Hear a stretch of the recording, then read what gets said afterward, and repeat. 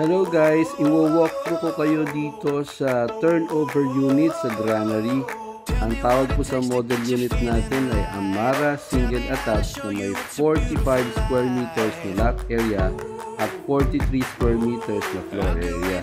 Yan po ang parking side ng bahay at ang frontage ng ating tahanan. Pagpasok natin, makikita nyo na hindi po naka-tiles. Ito po ang ating living area. Okay.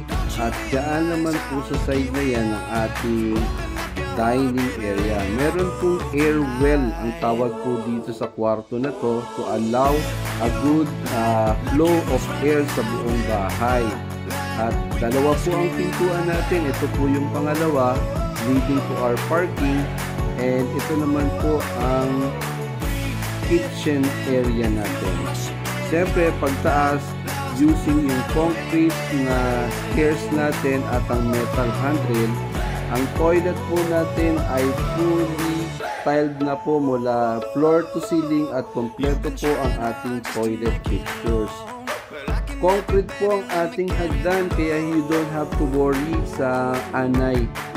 Ang kailangan na lang po dyan ay lagyan po natin ng tiles of your choice.